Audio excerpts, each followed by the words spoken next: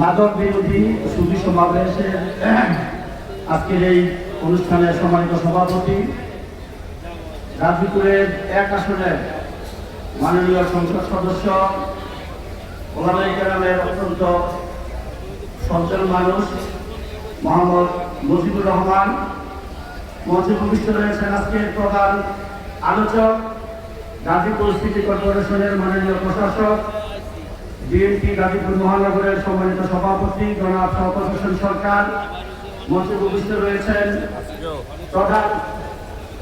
প্রধান সম্মানিত অতিথি আমাদের গাজীপুর সম্মানিত পুলিশ কমিশনার সহ, এখানে আমাদের গাজীপুর বাসন ইউনিয়নের সাবেক চেয়ারম্যান এবং বাংলাদেশ জাতীয়তাবাদী দলের বাসন থানার বিভিন্ন ওয়ার্ডের নেতৃবৃন্দ এবং বাসন থানার নেতৃবৃন্দ এবং সামনে আমার উদ্দিষ্ট সুধীজনেরা। আমি প্রথমেই ওলামায়ে কেরামের পক্ষ থেকে, আলেম সমাজের পক্ষ থেকে আজকের যারা আয়োজক আমি তাদেরকে ধন্যবাদ জানাই। সমাজের যেই বড় বড় যে সমস্যাগুলি রয়েছে এর মধ্যে অন্যতম একটি সমস্যা হচ্ছে মাদক।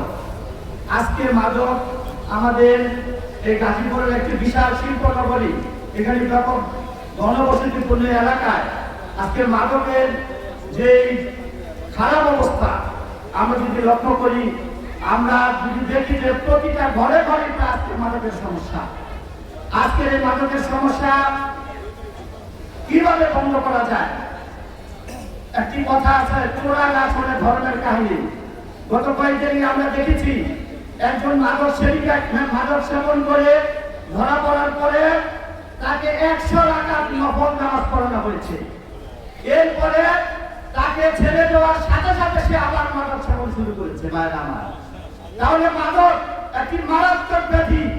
এইটাকে শুধুমাত্র ওয়াজ নসিহত করে, শুধুমাত্র ধর্মীয় উপদেশ দিয়ে এই মাদক থেকে সরানো যাবে না। ভাইরা আমার, এই মাদক থেকে সমাজকে মুক্ত করতে হলে শুধুমাত্র আমি মনে করি প্রশাসনের দ্বারা সম্ভব না। যদি রাজনৈতিক সিদ্ধান্ত না হয়, যদি রাজনৈতিক নেতৃবৃন্দ যদি প্রশাসনকে সহযোগিতা না করে, তাহলে সমাজ থেকে কোনোদিনই মাদক নির্মূল করা সম্ভব না।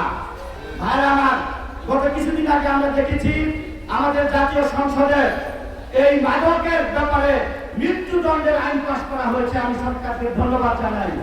এই ধরনের কঠোর আইন দরকার। আজকে এই মাদক আমাদের সমাজকে ধ্বংস করে দিয়েছে।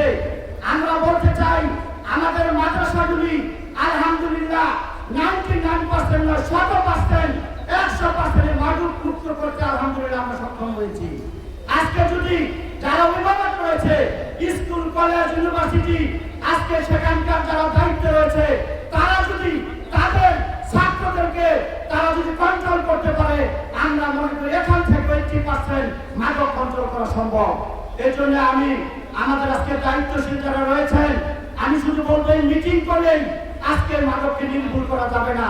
সত্যিকার অর্থে বাস্তব আমাদের পদক্ষেপ নিতে হবে।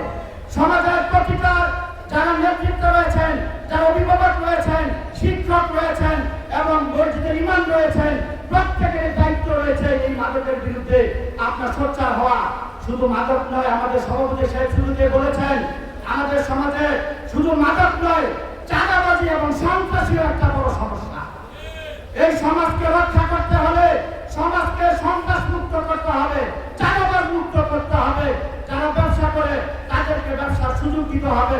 কোন ধরনের সন্ত্রাসী চাঁদাবাজকে রাজনৈতিকভাবে কোনো আশ্রয় দেওয়া যাবে না। ভাইরা আমার, আমরা দেখেছি বিগত সরকারের সময় যারা এমপি মন্ত্রী সহ যারা রাজনৈতিক নেতৃত্ব ছিলেন, তাদের ছত্রছায়ায় মাদক সন্ত্রাস চাঁদাবাজি হয়েছে। ভাইরা আমার, আমি মনে করব বর্তমান সরকার জনগণের সরকার, এই সরকার সমাজকে সব ধরনের চাঁদাবাজ এবং সন্ত্রাস এবং মাদক মুক্ত করার জন্য তারা আন্তরিক হবেন এবং প্রশাসনের সাথে সহযোগিতা করে এই সমাজকে একটি সুন্দর, একটি শান্তিময় সমাজ হিসাবে গড়ে তুলবেন, এই আশাবাদ ব্যক্ত করে সবাইকে আবারও ধন্যবাদ জানিয়ে আমি আমার সংক্ষিপ্ত বক্তব্য এখানে শেষ করছি।